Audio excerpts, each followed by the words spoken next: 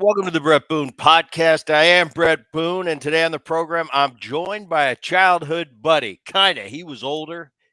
We'll get into that in a minute, but he's done a lot in the game of baseball. 8-year big league career. He coached for 3 years. He was the general manager for the Phillies from '09 to '15. He's the current color man for the Phillies. Welcome to the program, ladies and gentlemen. Ruben Amaro Jr. Ruben, thanks for coming on the program. Right on. Happy to be here with you. It's been a little minute, right? Ruben, been a while since we got a chance to chat. We've known each other for a long time, and I'll set it up for the people watching, listening to the Boone podcast. All right, Ruben and my father and Ruben's father were Ruben came over to the Phillies, I believe, and he was with the Phillies for a long time, but he got to on the big league side as a coach in '79 or '80. Correct. Is that correct? My dad was in the front office doing a variety of things. He was international scouting director. He was assistant farm director at Dallas Green, et cetera, and obviously knew your dad very well as Booney, Big Booney, was matriculating through the organization in Philly. Yeah, and I remember your dad. I mean, like it's yesterday. I remember him coaching I remember talking to him. I remember a lot about my childhood in those days. 1980, they win the World Series, and I remember this for all the '70s. Me as a pain in the ass running around the clubhouse. I was always causing havoc. And then Ruben comes, and he's older. Okay, now set the scene here.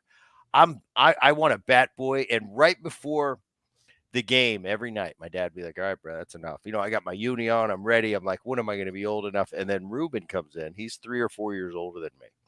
And I'm seeing him getting to do stuff. I'm like, why does he get to do that? And I don't get to do it. It's because you're 13 and 14 and you're not 9 and 10. So I remember that as our childhood briefly. What do you remember about those Philly days?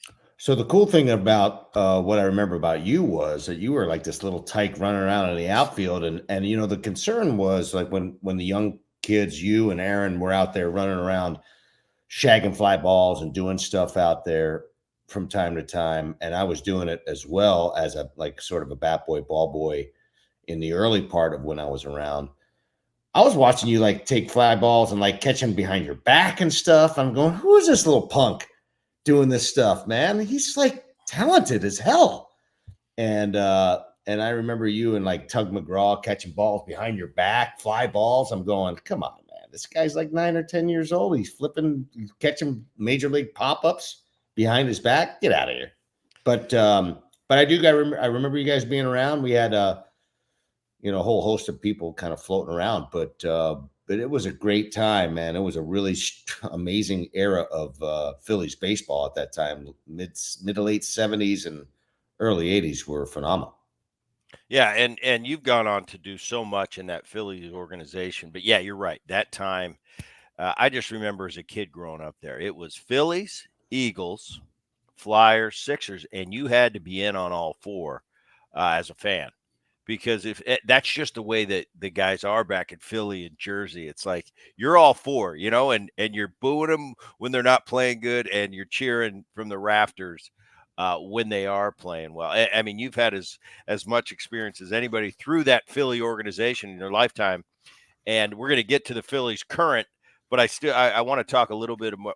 It goes on from there, and you may not be aware of this, but.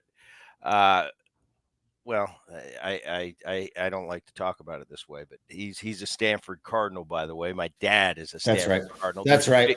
There's a big problem in the Boone household. We've got several Trojans. So Aaron went to USC, followed me. My daughter went to USC. So Dad was always, well, come on, it's not Stanford. Yeah, we get it, Dad. The big game, all that crap. SC for years beat the heck out of Stanford. But then all of a sudden, Stanford started to get some. And then my son came along, and he won up Dad. He went to Princeton. So now they have the battle of the wits in the house. It's dad against grandson. It's a pretty cool dynamic. But when I was coming up, Ruben, you signed in 1987, coming off College World Series. And you remember those days. I'm sure you remember as a high school player when you were deciding where you were going to go to college and watching. And back then it was a big deal for the high school. I mean, we knew who you guys were as a high school player because I didn't get recruited by Stanford, but I was recruited by U of A and Arizona State and obviously USC, which I ended up attending. But I remember those Stanford teams. I'm like, man, they're good. That was kind of the heyday of Stanford. Still, not that it still isn't, but you had McDowell, and I remember Paul Casey. Was Paul it Carey. Paul Paul Carey. Carey? Yeah, I played. left-handed hitting, right-handed Yeah, right fielder. Yeah, yeah. he was I like a was. freshman of the year that year. He had an Yeah, unbelievable season. I Yeah. ended up playing with him on a USA team, but you had Ron Whitmire, one of my good buddies, Eddie Sprague playing third base. And I Yep. remember going on trips. I remember going to the USC on my recruiting trip, and you guys were in town. And I think Blackjack was telling the hitters what was coming at SC. And I He didn't remember, care. He said fastball or split. That's it. Good right. luck. Good luck. And I remember watching you guys, and you know how that is. When you're formulating your man, those Stanford guys, and you guys won the College World Series. So I was in awe. I'm like, that's Ruben Amaro. He's the one that stole my bat boy job when I was a kid. Now he's at Stanford. I'm going to SC. So um, That's funny. I don't know. That was a Talk great. about It was a great time. It was a great time. My tenure at Stanford. I mean, I didn't. To be honest with you, I sort of recruited myself to Stanford. My dad wrote a couple of letters to Mark Marquis at the time. Called him Nine, our head coach, Hall of Famer. And I sort of, from the East Coast, not a lot of position players come from the East Coast and go play on the West Coast in like the power Pac-10, which was what it was back then. And I was they sort of late. I was a late recruit. I guess they got a lot of information. We used to play in those American Legion All-Star teams way back when here in the East Coast, and then scouts would watch you. So Dean Stotts, who was the recruiting director, basically, talked to those guys about what I was all about as far as a player was concerned. And then I got sort of recruited, got in, played all 4 years there, and it was a great experience. I mean, we went to the regionals every year, went to the College World Series twice. In '85, we were number one going in. We got blown up. But then in '87, like you said, we had Blackjack and Ed Sprague and Toy Cook in center field, who was yeah, also an all-pro football player. We had Steve Chitrin, who was the closer. David Esker was our shortstop, and he's now the head coach at Stanford. So it was a great learning experience for me. It helped me, kind of guide my path. And we had some unbelievable rivalries with all the Pac-10 teams. There were some really, really good players, man. I mean, I played up against the big unit was pitching. It was at SC, SC. and Brad Brink was there, and Mark McGuire. Jack Del Rio was the catcher. I mean, there were some stud players, man. I'm sure there's tons more that I'm forgetting, but Barry Bonds, my freshman year, and Odeby McDowell were playing for Ace State. Come on. I mean, these are guys who were like players. Caros was probably at Yeah, UCLA at the time. He was. And Torey Lovello, who had an unbelievable career at UCLA. Yeah. Shane Mack was my first year. He was there at UCLA. I mean, there were some great, there were some really good. Bill Hasselman was one of the catchers at SC. Hasselmania. Yeah, We were teammates in Seattle. Those times too. You're right, and it is changing nowadays. As you know, the powerhouse now is the SEC. no doubt. But back then it was the Pac. It was the Pac, and for us it was the Pac-6. We only played Yep. A State, U of A, SC, UCLA, Stanford, Cal. That was it on the baseball side. But it was the place to be. I understand though these days with so much, like an SC game. SC Stanford come to town, we'd be lucky to get 400 or 500 people. Now you have that SEC ticket as a young player. It's almost like you become a celebrity if you go to one of these SEC because it's all that's going on the weekend. It's the place to be. So I understand the allure of the SEC for a young player in 2024. No doubt. And, when I got a chance to go out and do some scouting I didn't do a ton of it at first when I was a GM, just because we never really picked very high. So it was very difficult for me to go see like the guys who were going to go tall in the draft. And so some of those big boys I didn't see until later on when we started dropping down in the draft. We had a chance to get some higher picks. So I went to LSU and I went to University of South Carolina and Georgia and some other places to watch some of the big boys play. And I mean, I was amazed that the tailgating and the enthusiasm, 15,000 people in the ballpark. I mean, it was real. And it actually helped me evaluate players a little bit better. Perfect example was Aaron Nola. Aaron Nola was a Friday night starter for like all three of his years.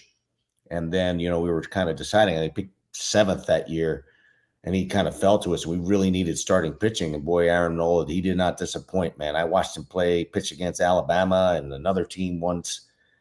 And I mean, when you're playing in those situations, you're playing in the SEC, and it creates it should create a little bit of anxiety, right? Having that many people and playing in that sort of division or league and conference. And boy, he did not disappoint, man. He was never afraid. I loved watching him work, and it was one of the big reasons why we ended up taking him as our first pick that year. And I think it was 2014.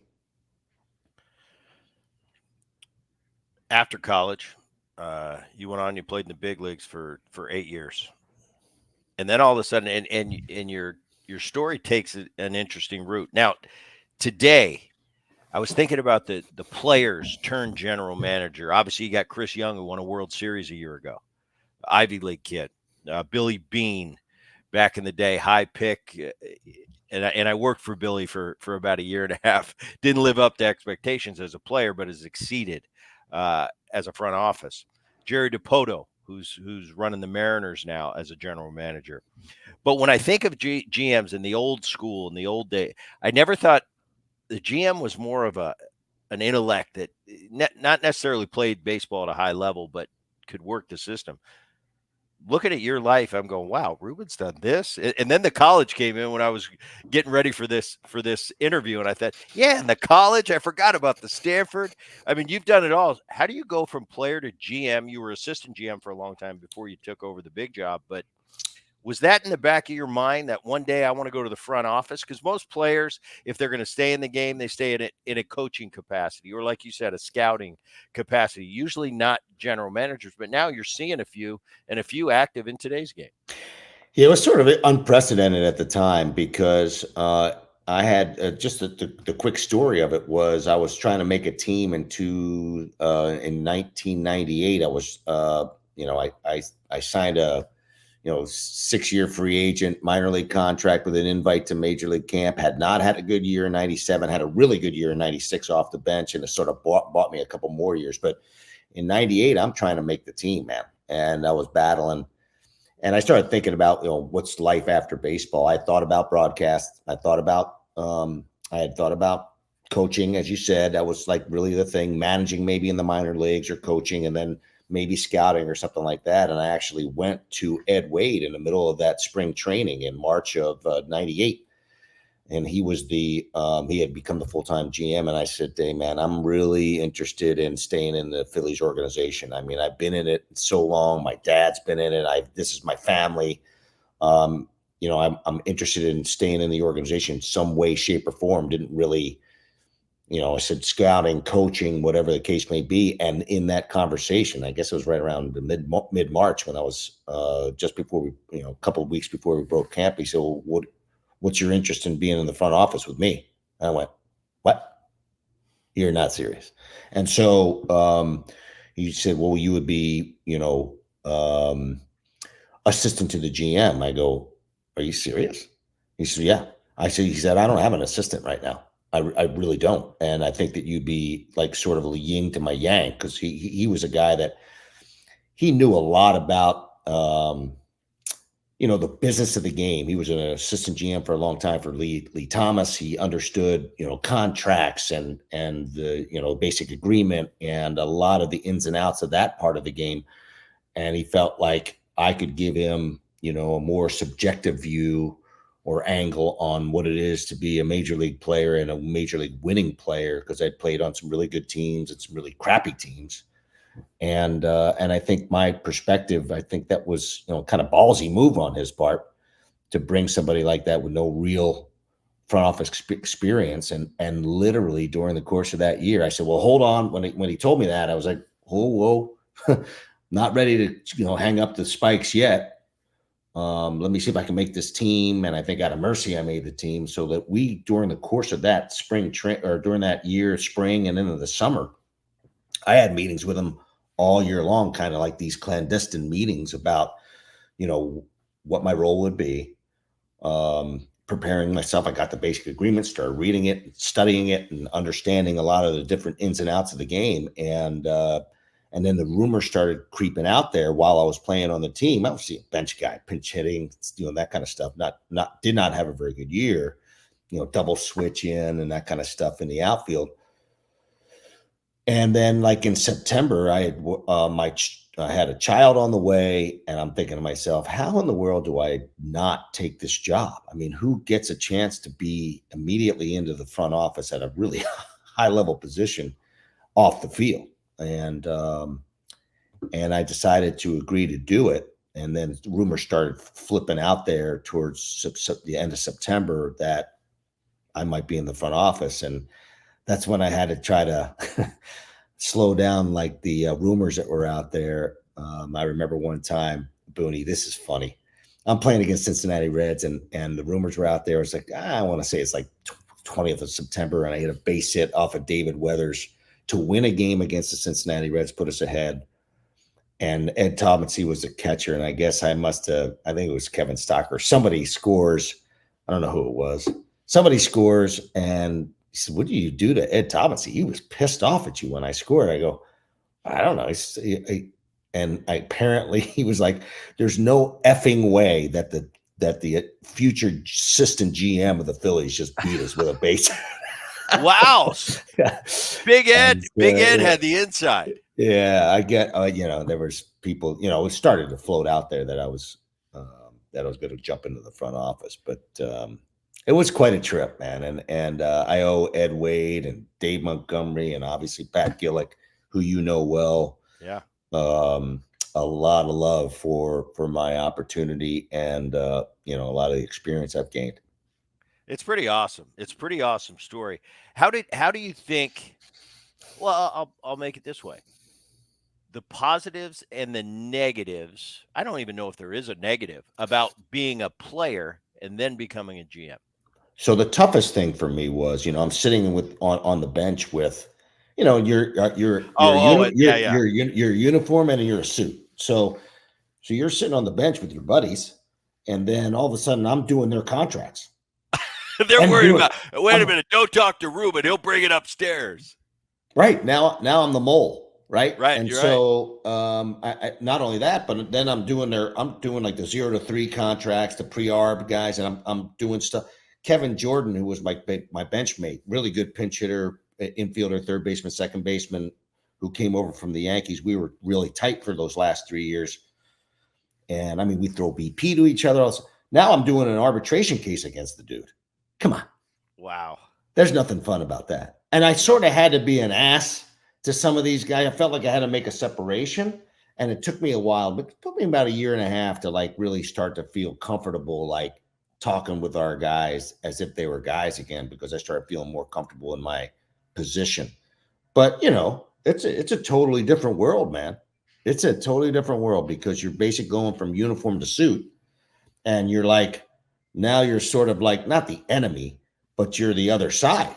Right. Now you're on the front office, so it's that guy's trying to hold my salary down, or that guy's trying to, he's trying to dog me, which wasn't the truth. But, you have to work. You work for who you work for, right? You work for I'm working for my owner and for the ball club. It's just a different dynamic. I mean, I will say this. I got to work with some phenomenal human beings, and I mentioned a few of them, but like Dallas Green was one of my mentors. Paul Owens was one of my mentors, and I had known those guys. I had to, I've known them for a long time because my dad worked with them in the front office too. But Ed Wade brought those guys back as like senior advisors, and we started developing that Philly way again, that Phillies way, and that was really really powerful for me to be around that, and to learn what it was like really to truly be a good front office man. And those were great moments with great baseball people. I was lucky. The thing about it is, and you're right, as a player, because you go through it in your mind because you were a player for a while, and you know how it is in that clubhouse. Tougher when things aren't going good. When that GM walks into the locker room, it's like, oh, get him out of here, this and that. When things are going good, we're winning, yeah, it doesn't, bring him in, that's fine.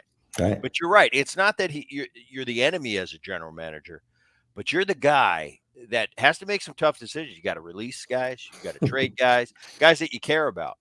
Um, So yeah, and so one of the other toughest part was, my wife at the time was super tight with a lot of these women, and I was like, I had to tell my wife, like, guess what? We might have to like release a lot of these people and trade them, and you yeah, and you don't get you too. got to start. Don't get too tight. You got to sort of separate, Yeah, and that was a tough conversation. She's like, really? Like, I've been hanging with these people for 3 years. That's a whole nother dynamic that was going on that. That made it a little, uncomfortable, a little difficult. I'm like, hey, listen, I'm the black hat now. yeah. It's you mentioned Pat Gillick, and I had Pat Gillick in Seattle Yep.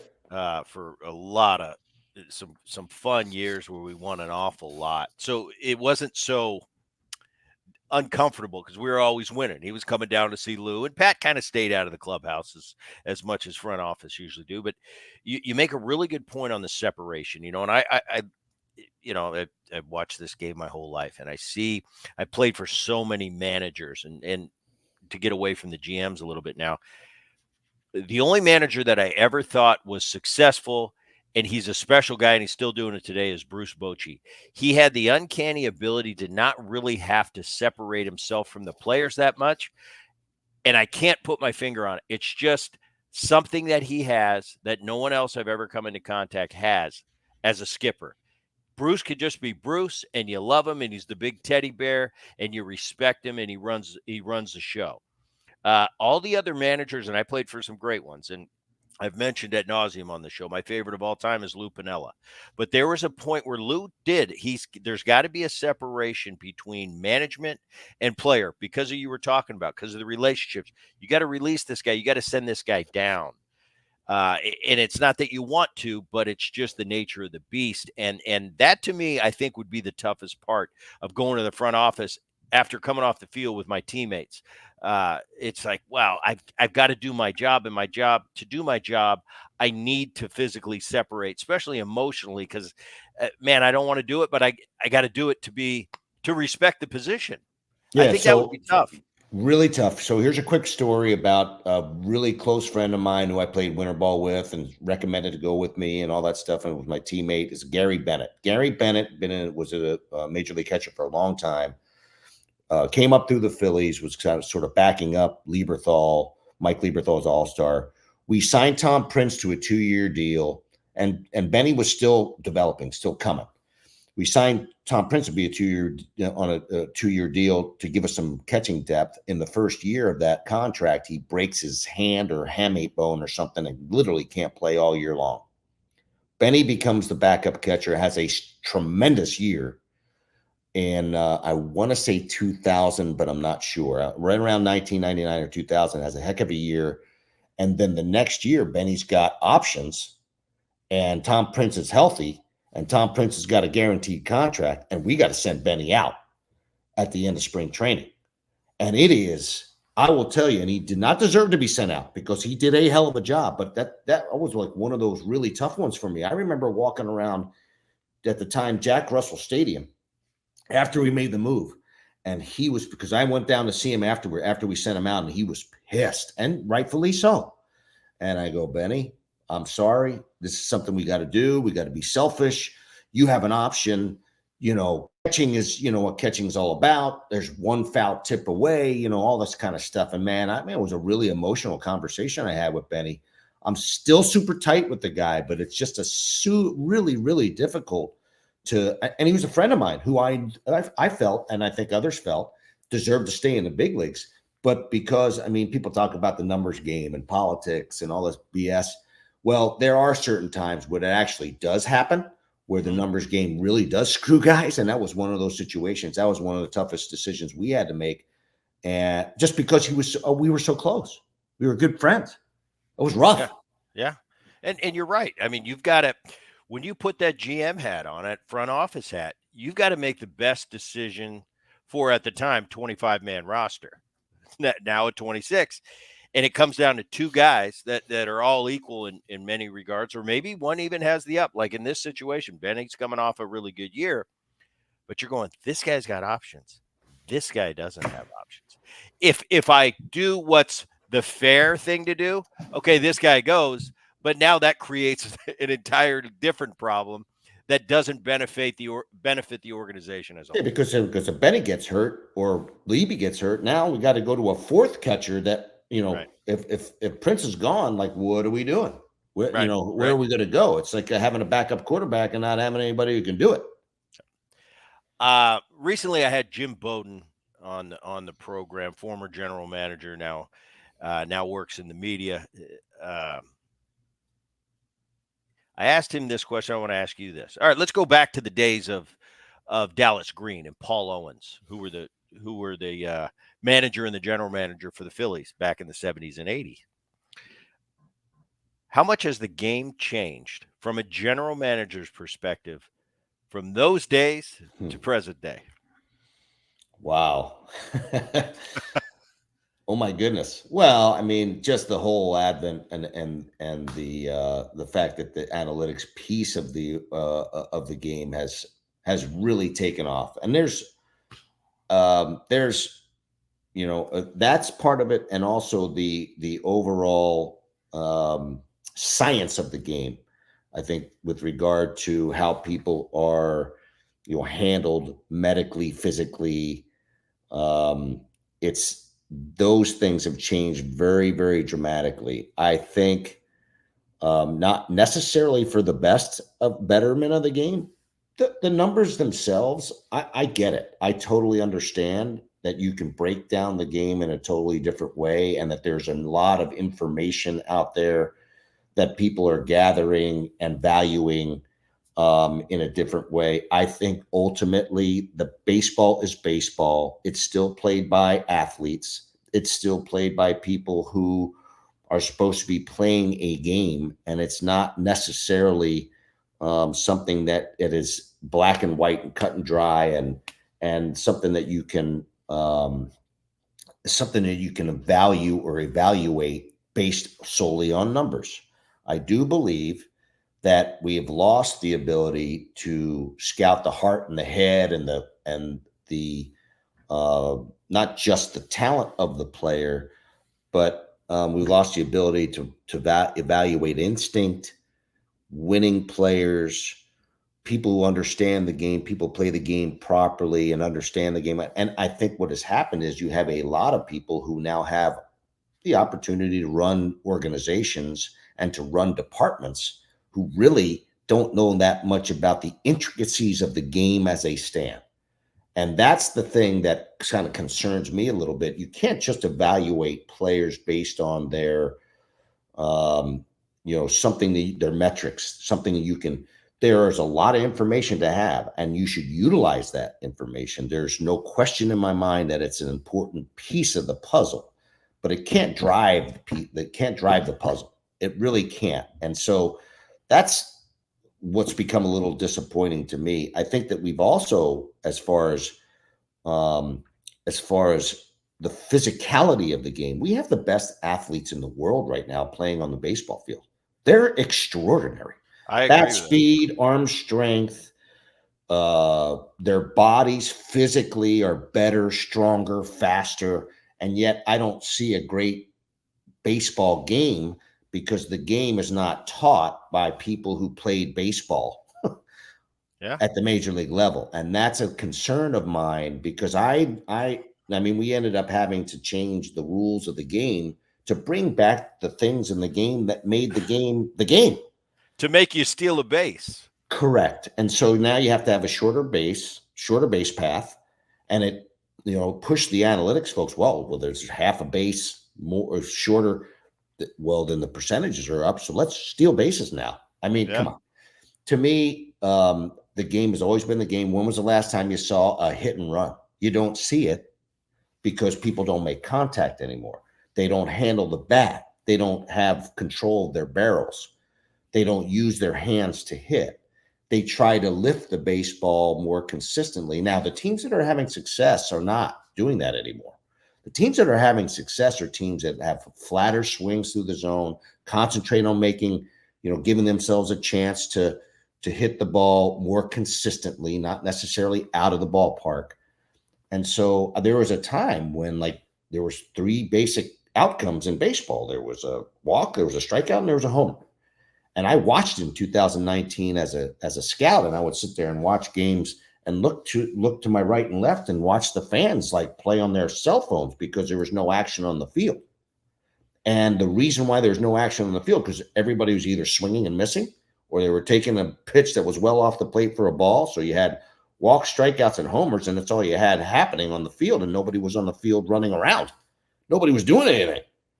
And so I think that is the part of the game that has, and then we ended up having that has disappointed me some. And then we had to make some rules to speed up the game a little bit. I mean, these are all things that sort of happen naturally when you and I played in the major Right. leagues because guys threw strikes. They tried to get a ground ball for a double play. They tried to keep their pitch counts down so they were efficient. But now it's about velocities, spin rates, launch angles, and that sort of thing. And if we get further and further away from that, and I hope that we do, we're going to allow these athletes to really play the game of baseball at a level that should be stupendous. It really should be enormous. It should be something that we marvel at, and we all should be marveling at. And I'm not trying to sound like an old hat. I just feel like there's so much more action to the game that can be had for the fans, and that's the part of the game that has those are the parts of the game that have disappointed me. And then on the flip side, on the physical side, I don't think players are playing enough baseball. I just don't think guys are throwing enough. I don't think that they're getting on the field enough. I think that we've backed off because of we've created 5 inning starting pitchers or 4 inning starting pitchers. I think we've created players that don't play 162 games anymore because they want to back them off so that they can maximize their physicality and their physical presence on the field. But I know that there's a fine line between getting production and getting and being on the field. um, there's a point of diminishing returns. But that said, you have to build these people up. You have to build like Aaron Nola, for instance, threw long toss his entire career and continues to throw long toss and throws and throws and throws and builds his arm and has built his arm up. He's the most durable pitcher in the last 10 years of the game. Now he may get hurt tomorrow. I hope God bless he doesn't.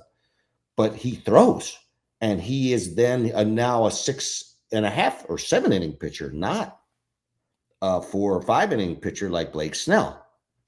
That's the difference. Yeah. And so I think that this is something that you can build because these guys are physically amazing. And it's not about trying to throw the ball 100% with maximum effort or spin the ball with maximum effort. It's about being able to command it and pitch and do the things that are supposed to be done to have success. And that's why in our situation, we can move on to the Phillies. That's why the Phillies are having so much success with their starting rotation. These freaking guys can pitch. They pitch. They don't blow people away. They pitch and they figure it out. And so they stay in the game and they're durable and they do all the things that are necessary to win.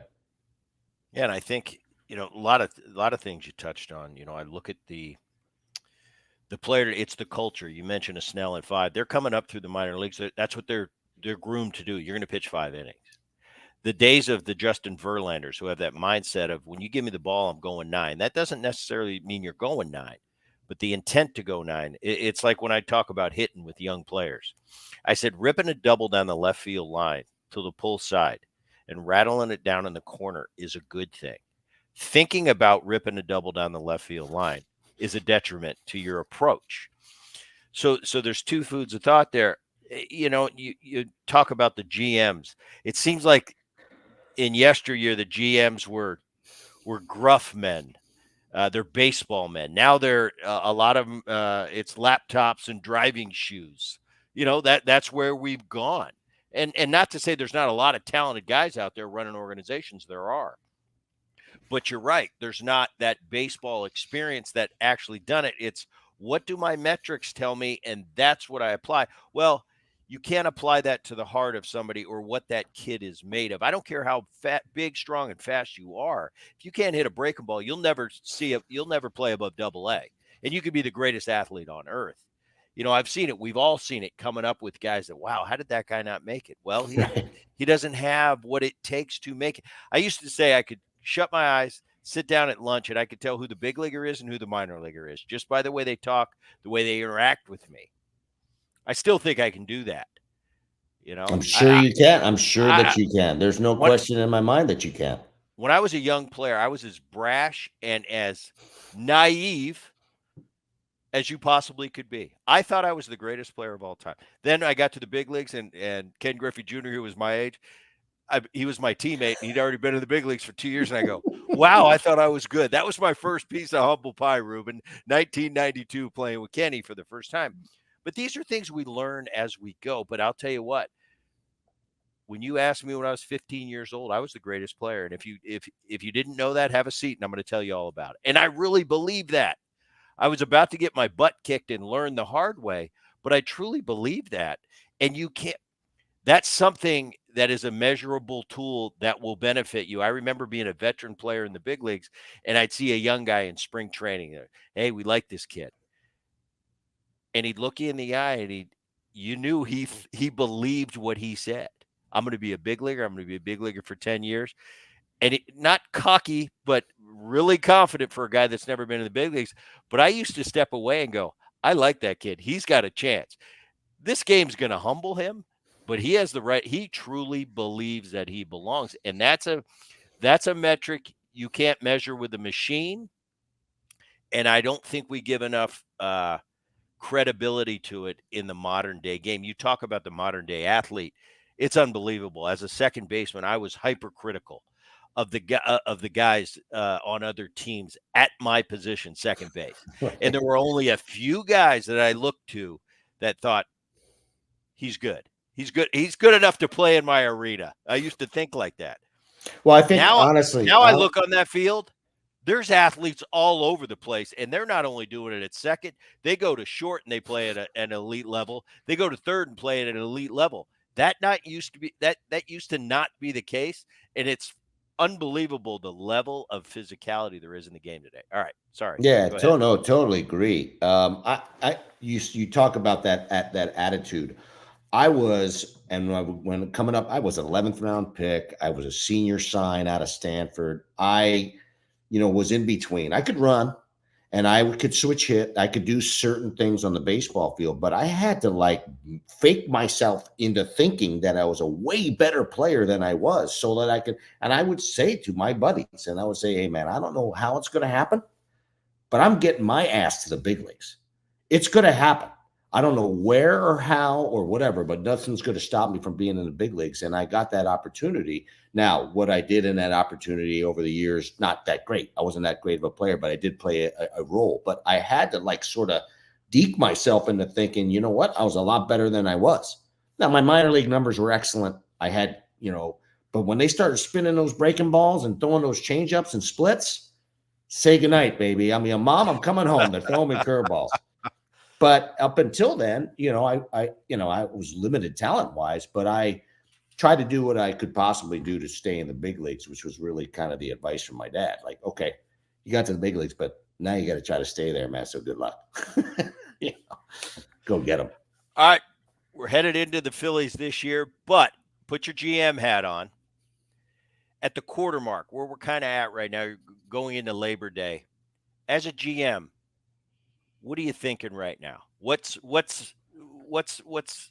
the wheels upstairs telling you? Am I buying? Am I selling? Does it depend on the team I have to start making plans of what's going to happen in the next few months? So typically, like when I was in the GM seat, you could find out probably within the first 6 to 8 weeks, usually right around mid-May, when you sort of knew what you had.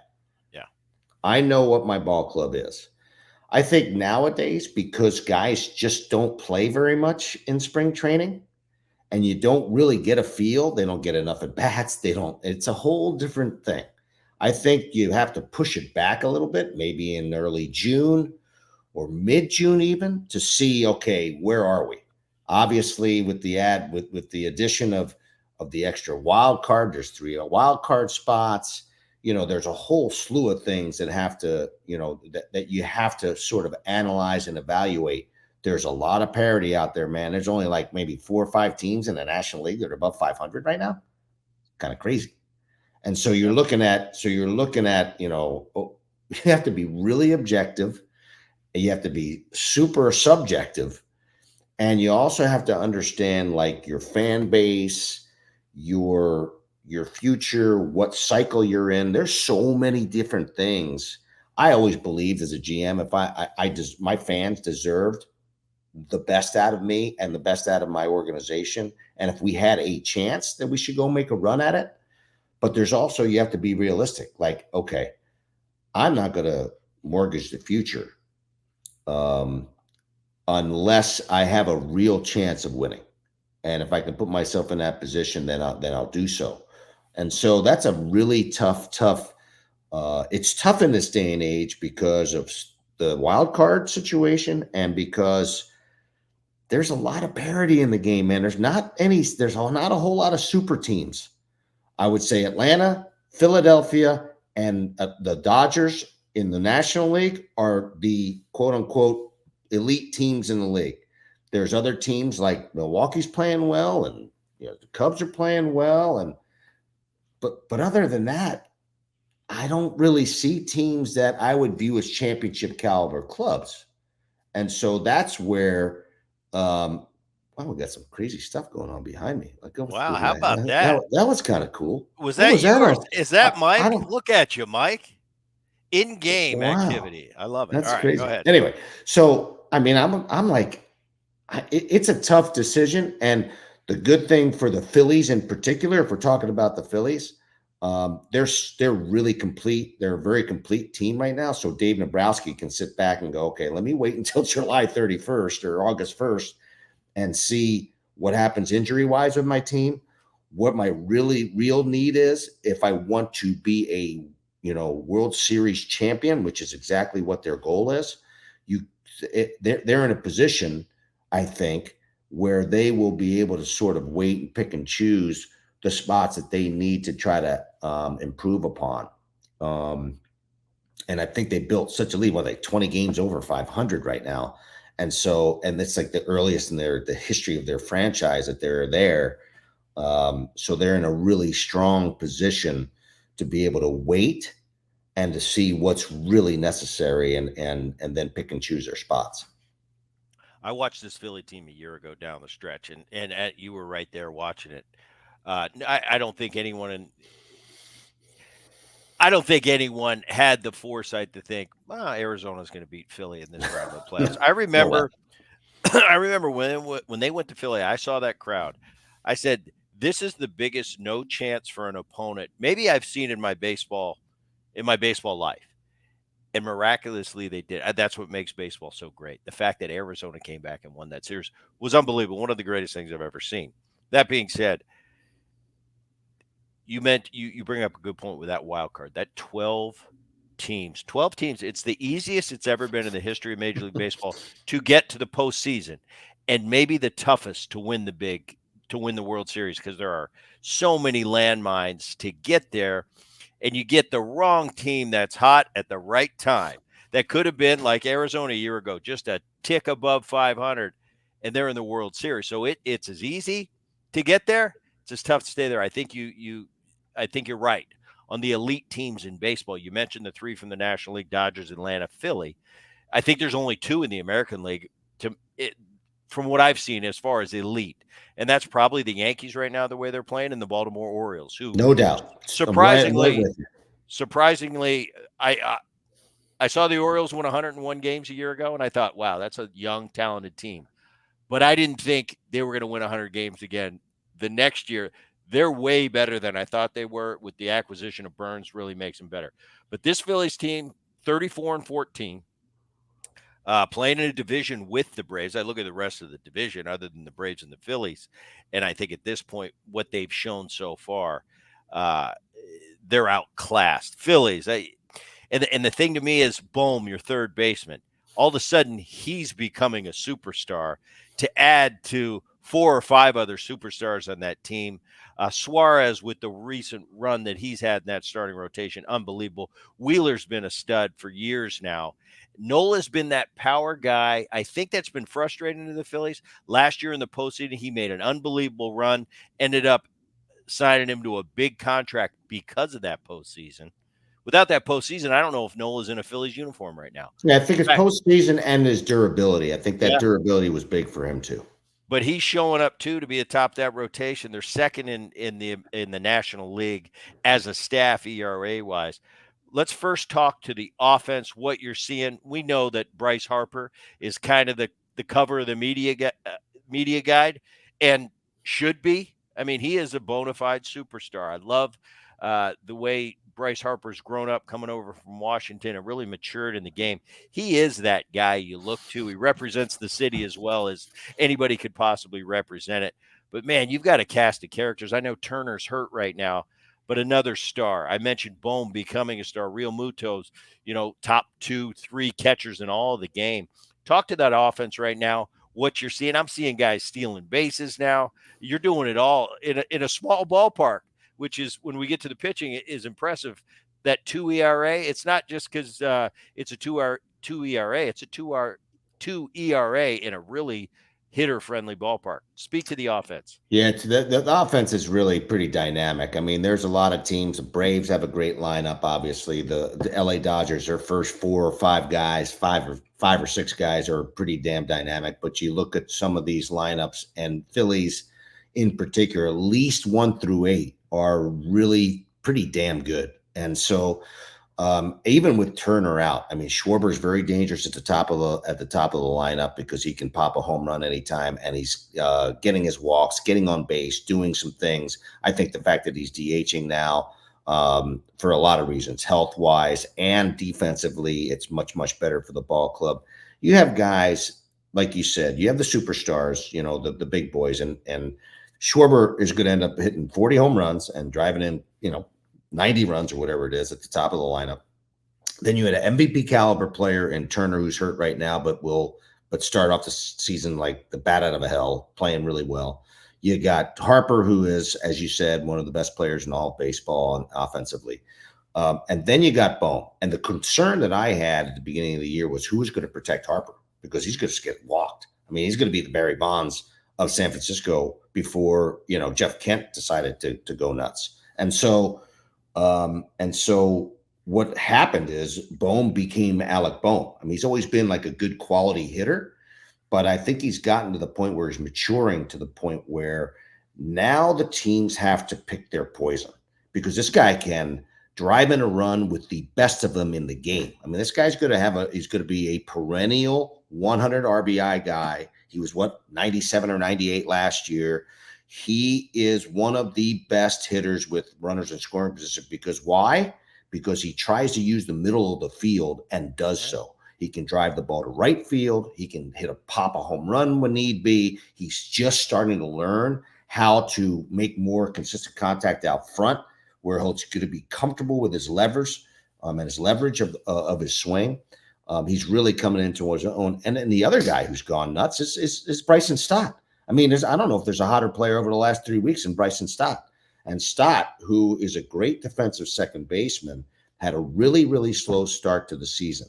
He wasn't using his hands as well. He wasn't standing tall. He is now just crushing it. And when you have a combination of young players, and Brandon Marsh is another guy who's starting to come into his own as a player and understanding his swing. So you're talking about guys who are getting closer and closer to their peak, right? As far as their production, they're starting to go. They're starting to go this way, and you already have guys who are there in Turner, Schwarber, Harper, and then you have those other three guys who are starting to get this way. You're talking about some serious, you're talking about, being in the right spot at the right time for this organization, this franchise, because I think that there's a chance that this has 2, 3, 4 years of real quality baseball offensively. I know Castellanos has struggled pretty much all year long. He hasn't really even done anything. He over the last 5 years, maybe one of the more productive right-handed hitters in baseball, still hasn't gotten it going consistently. And they have a kid in Rojas who is just kind of learning the game, but more of a defensive player than anything else, not really needed to play to fill in a lot offensively. You got yourself a team that's pretty damn complete and really, really dangerous, and has a chance to be really complete and better and better and better over the next 2, 3, 4 years. So this got a chance to be quite the run for the Phillies. Look at the starting pitching. We've talked a lot about Nolan. He's doing a great job. Wheeler's been a Cy Young candidate, perennial for years now. Suarez is really getting it done. You've been watching that, and that innings without giving up a run that he went through. And you're deep too. Sanchez, Turnbull. You got Walker is like your sixth guy. The bullpen's pitching great. Once again, all people, for those of you guys listening out there, this is a hitter friendly ballpark, and to pitch as well as they have really says something to how good and how talented that staff. Speak to the starting rotation as well as the bullpen. Best starting rotation in baseball, bar none, in my estimation. I know the Boston Red Sox have had a great run early. I think as far as consistency and the way they've gone about it, just been fantastic. You mentioned it yourself. I mean, Turnbull, who had like his first 4 or 5 starts, I mean, was just dealing. And now Walker comes in, and now he's taken over his spot. And so it's made like the decision difficult for Rob Thompson, the manager, but but you love to have those difficult decisions because you never have enough starting pitching. I mean, somebody's going to go down, and in fact, Walker took one off his foot. I think he's going to pitch tomorrow, but I'm not sure. When I say tomorrow, I think he's going to pitch on Wednesday. I'm not positive about that, but the reality of it is they've got some really strong depth. The thing about Ranger Suarez that is the difference for me this year with him is that he finally, after several years of not really going through a real spring training, he finally had no visa problems, no health problems. He finally got a chance to pitch and be prepared properly in spring training. First time in his career at the major league level to have done that. And so now I think he's just sort of developed his, he was more prepared physically, mentally, emotionally to hit the season running. And he has, and he's been just delightful to watch pitch. He's a great athlete. He's got tremendous gumption, man. He is not afraid of a thing. You've seen him pitch in the postseason. He's ridiculous, like maybe one of the best ever pitching in the postseason as a reliever and a starter. He fields his position better than anybody in baseball.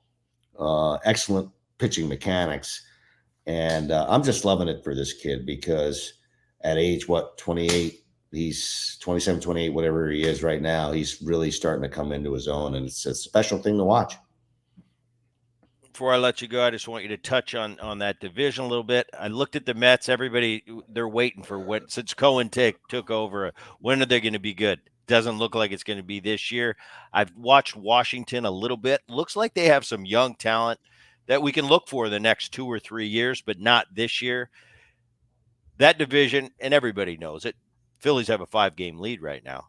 But that Atlanta Braves team, in recent years, since Snitker's taken over in the last 5, 6, 7 years, they've kind of been become that dynasty that they were in the 90s, where year in and year out, they're really good. Opening day this year, or I don't know if it was opening day, but right around then, they end up losing their big guy in Strider. Yeah, it's huge. Sales come over and really filled that gap for them. I look at that team, and you got a Freed, Sale, Morton. Morton's getting, up there in age, but still doing a good job. Acuna, Olson haven't gotten it going yet. They're two big stars. Azuna's picked up the slack over there in Atlanta, and they're kind of just cruising at 27 and 17. If we're just going to say Mets, Washington, Marlins really aren't a factor for that division, you may think differently. I think they aren't. What's going to be the difference? What do you see coming out of the Braves this year in that matchup with the Phillies and that race all year long in that division? Well, I think you're talking about one of the best GMs in baseball, and Anthony in Anthopoulos. I mean, I think he's really, really. Alex, I've had a lot of respect for. He does a heck of a job. He's wrapped up his guys. He identifies the right guys. Excellent trade to go get a guy like Sale, who's got not only the ability but the gumption to pitch. He's like the guy you want on the mound. I mean, he reminds me of Jack McDowell at Stanford, like he wants the baseball. It was a big blow to lose Strider. There's no question about that. A lot of people don't talk about this. Now, I know that Snitker's still there. They have an excellent pitching coach. They have really good staff members. They know how to win. They've been winning the division for 6 straight years. But the one thing, they lost both their base coaches, and they both went to the Angels. Washington, manager over there with the Angels, EY Senior, Eric Young. And, a lot of people don't put stock into coaching staffs, but the culture that is created, I think it makes a difference. I know their bench coach is great. Walt Weiss is fantastic. I mean, listen, they have a great coaching staff, man. I love them. I respect them a great deal. They know what it takes to win. You lose a couple of guys there, man, and it makes a little bit of a difference. That's one. Two, you almost can't expect Acuna to have like the greatest season that any player has ever had again, just because it's just such a very, very difficult thing to do. I think at the end of the day, he's going to have tremendous numbers. He'll be fine. I think it was pretty clear that last year he had to sort of like chip on his shoulder, like, hey, man, I know there's Ohtani, and I know there's Freddie Freeman, and I know there's Mookie Betts, but don't forget about Acuna, because I can play too. Oh, there it goes again. I think it's the movement that I'm making with my hands. That's pretty I like it. That's kind of cool. Anyway, look, we're still learning, Ruben. We're we're like doing stuff our kids are supposed to be doing. That's correct. And anyway, I think just and I mean, Olson's a stud, and and Riley has not gotten it going. I guess he's banged up a little bit right now. This is a great team. They are the division champs. The Phillies are going to have to knock them off if they want to. I think it's important for the Phillies to be able to win the division, to serve as far as having home field advantage is concerned. That's really important because they play their asses off in Citizens Bank Park. And the energy there is tremendous. But it's going to go down to the wire. I don't see the Atlanta Braves falling off. I don't see the other teams in that division making a run at all. I just don't. Those two teams are the class of that division. I think Washington, as you said, they've got some pieces that they can. I think that they can feel are foundational type pieces. Their bullpen's thrown well, but their starting pitching, I don't think they have. I don't think they have enough fire in their rotation to be able to hang in there even as a wild card. But shoot, you never know. There's a lot of parity out there in the game. So I think divisionally, it's really Atlanta and Philadelphia, and who plays better for longer periods of time, and who stays healthier. But at the end of the day, the Atlanta Braves are going to be right there because they're good and they know how to win.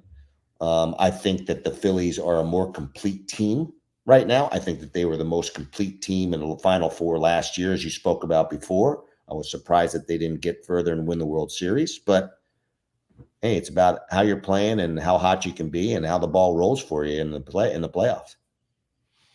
Yeah, it's going to be interesting, but you're right, and that's not lip service. I'm watching this Philly team. They're for real. They're complete now.